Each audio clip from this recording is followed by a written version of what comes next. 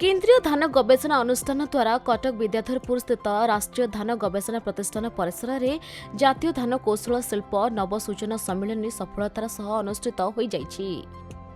धान गवेषणा एवं शिल्प क्षेत्र मध्य सहयोग समन्वय को सुदृढ़ करने नहीं एही सम्मिलन आयोजन करा जायतिला। एही सम्मिलन में ओडिशा सरकार मान्यवर शिल्प दक्षता विकास एवं वैश्विक शिक्षा राष्ट्र मंत्री संपत चंद्र स्वाई मुख्य अतिथि भाव में जोगदे कहिथिले जे धान गवेषणा प्रतिष्ठान में धान उत्पादन पर उपयुक्त भित्तिभूमि रही।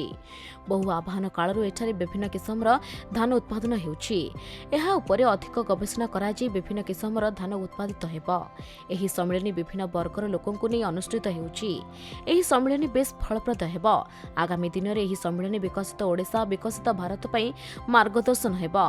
गवेषणा प्रतिष्ठान एवं शिल्प मध्य सहयोग को सुदृढ़ करिवार आवश्यकता उपरे गुरुत्वारोपण करा जायछि। एहा सहित राज्यर कृषि अभिवृद्धि रे आईसीआर केंद्रीय धान गवेषणा प्रतिष्ठानर भूमिका उपरे आलोकपात करिथिले। ओडिशा सरकार पक्षर निरंतर समर्थन प्रदान करने को प्रतिश्रुति देइछन्ते शिल्प मंत्री।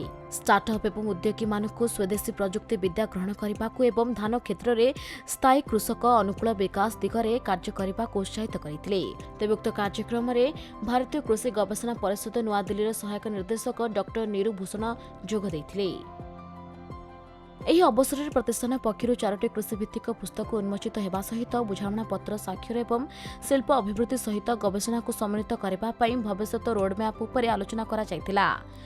କିନ୍ତୁ ରାଇସଟେକ୍ ସମ୍ମିଳନୀ ମାଧ୍ୟମରେ ଏଠି ପଲିସି ମେକର, ଇଣ୍ଡଷ୍ଟ୍ରି, ଷ୍ଟାର୍ଟଅପ୍ ଏବଂ ବିଭିନ୍ନ ଇଣ୍ଟେଲେକ୍ଚୁଆଲ ଲୋକମାନଙ୍କୁ ଗୋଟିଏ ଜାଗାରେ ଏକତ୍ରିତ କରାଯାଇ ଯେଉଁ ସମ୍ମିଳନୀ କରାଯାଇଛି ଇଏ କେବଳ ଏକ ସମ୍ମିଳନୀ ନୁହଁ, ଆମକୁ ଭବିଷ୍ୟତରେ ଇଏ ଏକ ନୂତନ ମାର୍ଗ ଦେଖେଇବ ଏବଂ କିଭଳି ଭାବରେ ଆମେ ଆକୁ ଆର ଏକ ସପ୍ଲାଇ ଭ୍ୟାଲ୍ୟୁ ଚେନ୍ ପ୍ରସ୍ତୁତ ହେବା ସହିତ ଆର फूड प्रोसेसिंग यूनिट भाव किभली भाव माने आगू बढ़े एक्सपोर्ट उपरे केमिति गुरुत्व दि जाई परिबो ये सब उपरे चर्चा आलोचना यदि भारत वर्ष देखा आमे 150 रु ऊर्ध्व हाइब्रिड एवं ता सहित डिफरेंट किस्मर जो धान अच्छी एवं ता सहित एठी मध्य हमर ओडिशा रे सीआरआई रे मध्य 8टी हाइब्रिड सहित अन्यान्य जो किस्मर सब धान अच्छी किभली भाव आमे ताकू विभिन्न स्थान रे डेवलप करि परिबा ता सहित 40,000 जो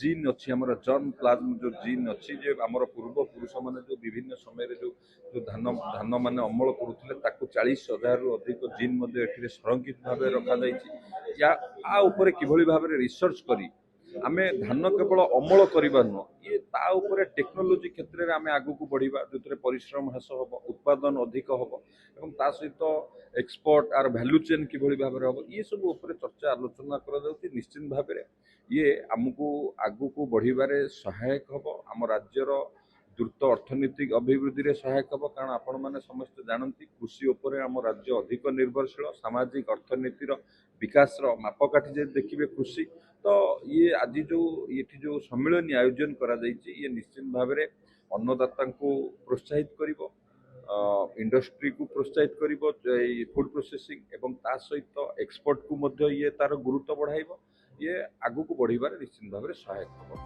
कटकରୁ आदित्य कुमार महापात्रଙ୍କ रिपोर्ट खबर ओडिशा।